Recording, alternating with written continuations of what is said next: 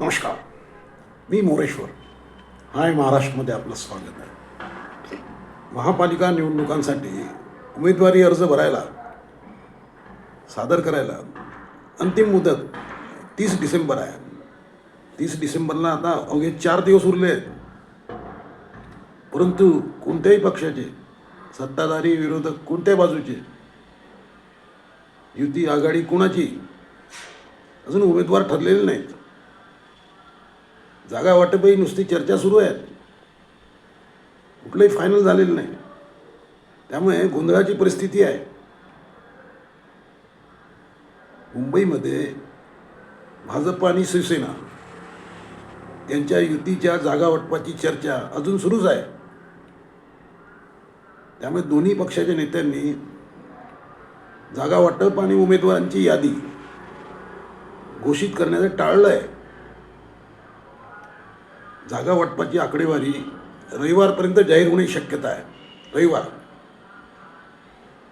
बंडखोरी टाळण्यासाठी उमेदवारांची यादी शनिवार रविवारपासून टप्प्याटप्प्याने जाहीर केली जाईल. त्याआधी उमेदवारांना पक्षाकडून अर्ज दाखल करा अशी सूचना आणि AB फॉर्म वाटले जातील अशी माहिती मिळाली आहे. या निवडणुकीत बंडखोरी मोठ्या प्रमाणावर होणार आहे. साऱ्याच पक्षात होणार आहे आणि साऱ्याच पक्षांना त्याची कल्पना आहे. त्यामुळे सारेच पक्ष उमेदवार देताना कमालीची गुप्तता आणि सावधगिरी बाळगत आहेत. अखेरच्या दिवशी अधिकृतपणे यादी जाहीर होईल. म्हणजे महायुतीची अखेरच्या दिवशी होईल आणि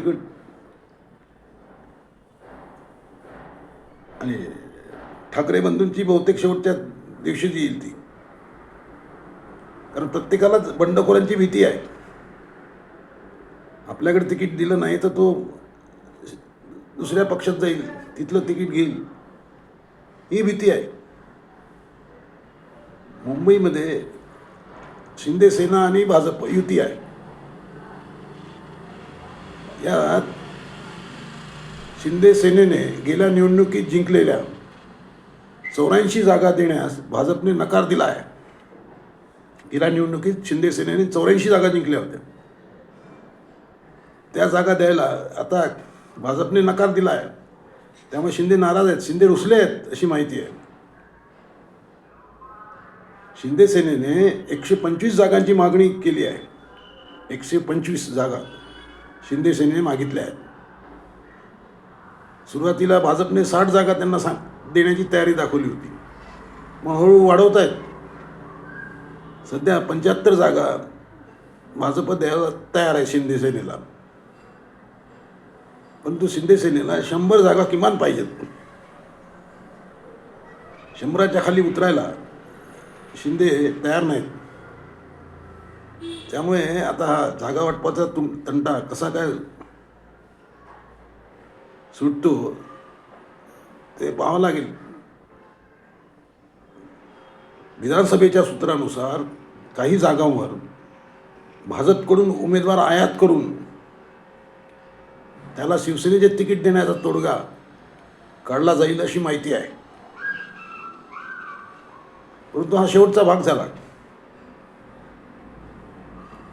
त्याच्या आधी जास्तीत जास्त जागा मिळवण्याचे शिंदे सेनेचे प्रयत्न चालू आहेत. भाजपने गेल्या निवडणुकीत जिंकलेल्या 82 जागावर उमेदवार उभं करायचं ठरवलं आहे. आणि ते उमेदवार त्यांचे ठरले आहेत 82 जागांचे गेल्या वेळी जिंकलेल्या. भाजप 150 जागा साधारणतः लढण्याच्या मानसिकतेत आहे. 150 जागा. त्या हिशोबाने बैठका सुरू आहेत. मुख्यमंत्री देवेंद्र फडणवीस यांनी गुरुवारी रात्री उशिरापर्यंत सलग बैठका घेऊन काही उमेदवार निश्चित केले आहेत. परंतु एकंदरीतच जागा निश्चितीचा तिढा जो आहे तो सोडवताना साऱ्याच राजकीय पक्षांची दमछाक सुरू आहे. जी परिस्थिती इकडे आहे महायुतीमध्ये तीच परिस्थिती तिकडे ठाकरे बंधूंकडे आहे. ठाकरे बंधूंकडे आहे. आणि राष्ट्रवादीमध्ये गोंधळाचं वातावरण आहे. दोन राष्ट्रवादी एकत्र येत आहेत, काका पुतण्या एकत्र येत आहेत, अशी कालपासून चर्चा आहे. परंतु अजूनही त्यांचं जागा वाटपाचं फॉर्म्युला काही ठरत नाही आहे. शरद पवारांची राष्ट्रवादी जास्त जागा मागते आहे, अजितदादांची राष्ट्रवादी त्यापेक्षा जास्त जागा मागते आहे. दोघेही आपली ताकद जास्त असं सांगतायत. त्यामुळे आता काका नरमतात की पुतण्या नरमतो याकडे आता पाहावं लागेल. तिकडे ठाकरे बंधूंमध्ये ओढाताण सुरू आहे. राज ठाकरे तर सध्या कोणताही नगरसेवक नव्हता राज ठाकरेंच्या पक्षाचा, मनसेचा. त्यामुळे राज ठाकरे जेवढ्या जागा मिळतील तेवढं त्यांचं सरप्लसच आहे. गेल्यावेळी 7 नगरसेवक आले होते मनसेचे, त्यातले 6 उद्धव ठाकरेंनीच पळवले होते. त्यामुळे यावेळेला राज ठाकरेंच्या मनसेला उद्धव ठाकरे किती जागा सोडतात ते पाहावं लागेल.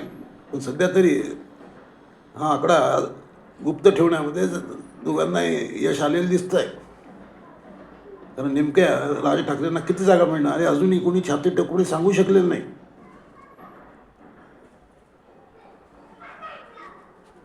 शेवटी निवडणूक म्हणजे शेवटी हा मैदानातला खेळ आहे,